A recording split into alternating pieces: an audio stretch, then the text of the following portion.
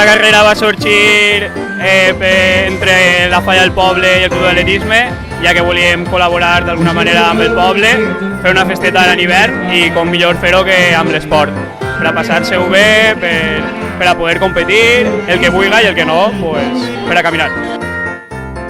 Una part solidària perquè pensarem en que això tenia que ser solidari en aquestes fetges i comentarem en l'Associació de Contra el Càncer, que és una de les associacions que hi ha en el poble on poden col·laborar, i decidirem en companyia d'ells organitzar la carrera solidària per a ajudar contra aquesta causa.